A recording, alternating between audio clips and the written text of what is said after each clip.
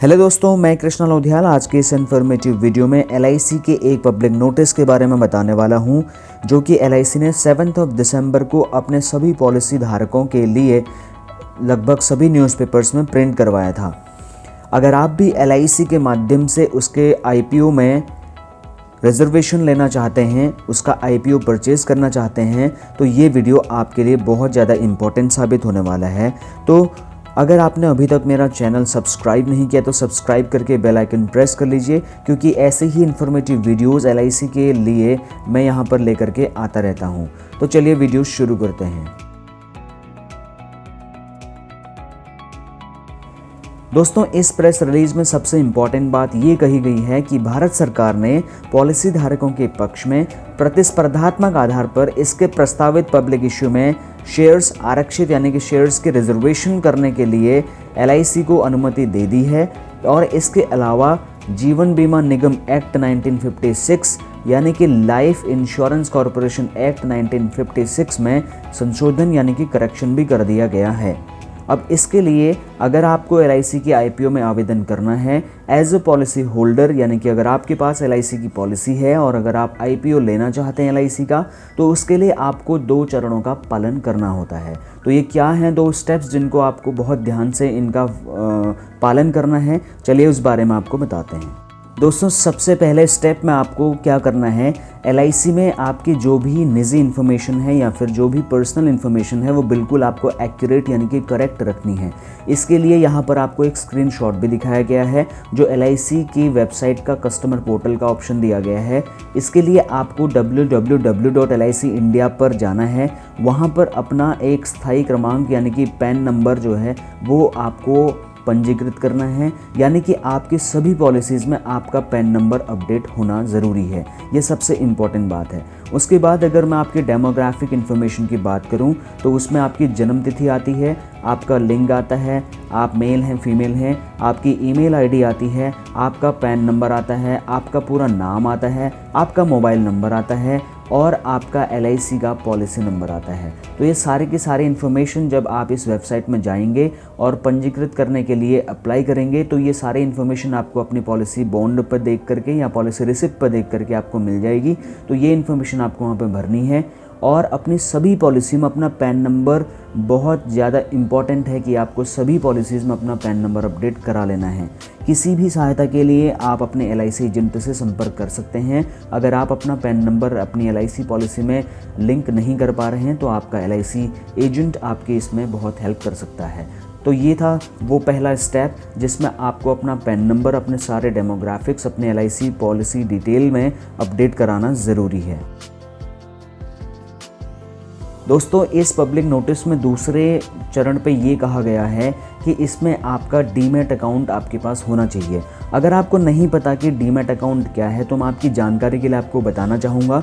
अगर आप किसी भी पब्लिक IPO में अगर अपना पार्टिसिपेशन रखना चाहते हैं, अगर आप किसी भी कंपनी का IPO में जो है उसके शेयर्स लेना चाहते हैं, तो आपके पास एक डीमैट अकाउंट होना चाहिए। डीमैट अकाउंट एक सेविंग बैंक अकाउंट की ही तरह से एक स्पेशल टाइप का अकाउंट होता है। जैसे सेविंग बैंक अकाउंट में आप पैसे रखते हैं, वैसे डीमैट अकाउंट में आप कंपनी के शेयर्स रखते हैं। तो इस तरीके से एक डीमैट अकाउंट आपको ओपन करा लेना है। एक डीमैट अकाउंट खोलने के लिए आपको पंजीकृत डिपॉजिटरी सर्टिफिकेट यानी कि DP हेतु निम्न 2 वेबसाइटें आपको यहाँ पर बताई गई हैं। एक तो NSDL की वेबसाइट बताई गई है और एक CDSL की वेबसाइट LIC ने खुद अपने तरफ से रेकमेंड करी है, क्योंकि ये सेफेस्ट प्लेटफॉर्म्स में से एक मानी जाती हैं। तो इन वेबसाइट पर जाकर के आप बिल्कुल फ्री में अपना डीमैट अकाउंट खोल सकते हैं। हालांकि अपना डीमैट अकाउंट खोलने के लिए आपको अपने DP को कुछ डॉक्यूमेंट्स देने पड़ सकते हैं, जैसे कि आपका पासपोर्ट, आपका पैन कार्ड, आपका जो फोटोग्राफ है वो, या फिर आपका एड्रेस प्रूफ, या फिर आपका कैंसिल चेक, या फिर आपको जो आपके DP हैं यानी कि जो आपको डीमैट अकाउंट ओपन करा के देते हैं, तो वो आपको कुछ और जानकारी भी मांग सकते हैं। और किसी भी जानकारी के लिए आप बैंक में या ब्रोकर से या अपने LIC एजेंट से संपर्क कर सकते हैं। तो ये 2 स्टेप थे जो आपको बहुत ज़्यादा ध्यान देना है अगर आप LIC का पब्लिक IPO लेना चाहते हैं तो। दोस्तों, इसमें नीचे एक काइंड ऑफ डिस्क्लेमर दिया है, उसमें लिखा है कि कृपया निम्नलिखित पर ध्यान दें। उन्होंने लिखा है कि इस सूचना या पॉलिसी धारकों को दी गई कोई भी सूचना निगम के सामान्य शेयरों का प्रस्ताव नहीं है। यानी कि LIC इस बात का कोई कंफर्मेशन नहीं देती है आपको कि आपको पॉलिसी के माध्यम से as a policy holder LIC का IPO दिया ही जाएगा या नहीं दिया जाएगा।